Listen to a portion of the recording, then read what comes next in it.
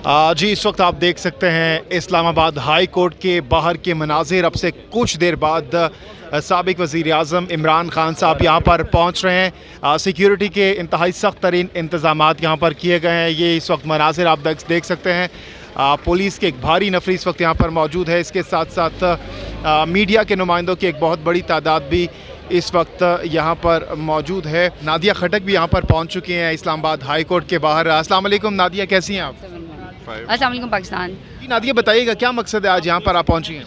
अस्सलाम वालेकुम पाकिस्तान। मकसद कुछ भी नहीं है। हमारा हाई कोर्ट है, ये हाई कोर्ट और सुप्रीम कोर्ट और कचहरी और F8 की इमरान खान यहाँ पर आ रहे हैं और हम पाकिस्तान तहरीक इंसाफ का मतलब है तहरीक और इंसाफ, और इमरान खान हमेशा हक और सच और कानून की बालादस्ती की बात करते हैं कि कोई फ़र्द वाहिद और कोई पार्टी और कोई घराने जो हैं वो कानून से बालातर नहीं है, चाहे कोई भी। और इमरान खान को जितने केसेस में बुलाया गया या नहीं भी बुलाया गया वो ख़ुद आए हैं, और यही एक मेरे ख्याल में पाकिस्तानियों को मैसेज है कि जब आप अपने मुल्क के लिए बात करते हैं और आपके इदारों की बात होती है, आपके चाहे वो उसकी क्या कहते हैं कोर्ट्स की बात होती है, तो आपको आना चाहिए। इमरान खान है जो हर कोर्ट में आते हैं, उन्हें बुलाया जाता है, तो भी उनके लिए ये एक नॉर्मल चीज़ है। और ये सोचना चाहिए कि और एक ऐसा इंसान है जो मेरे ख्याल में जो मुजरिम भी है और कन्विक्टेड है, मुजरिम है, वो क्या उसकी औलाद भी, और वो इस वक्त UK में बैठे हुए हैं। तो इमरान खान ने भी ये जो 5 रुकनी बेंच है, इससे भी आप देखिएगा कि केस जो है वो बड़े बाइज़्ज़त तरीके से इमरान खान जो है इससे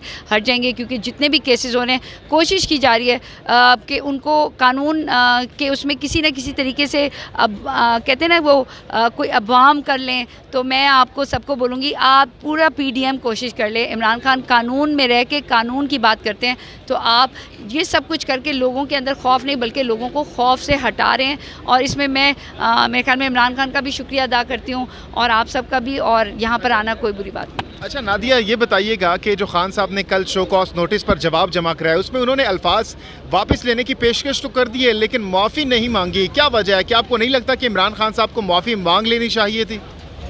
देखिए, जब हम बात करते हैं, जितना मुझे थोड़ा बहुत कानून को जानती हूँ मैं, उन्होंने जो बात की थी अपनी स्पीच पे वो बड़ी क्लियर की थी कि हम कानूनी कार्रवाई करेंगे।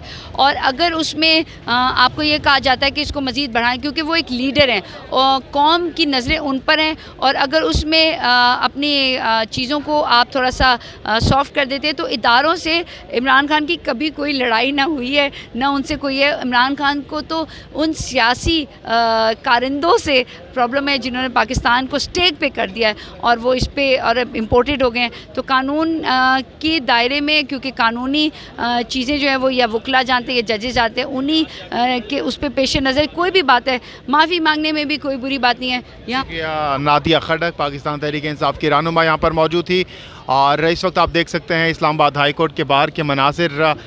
सिक्योरिटी के सख्त तरीन इंतजाम किए गए हैं, साथ ही साथ यहाँ पर मीडिया के नुमाइंदों की एक बहुत बड़ी तादाद भी मौजूद है।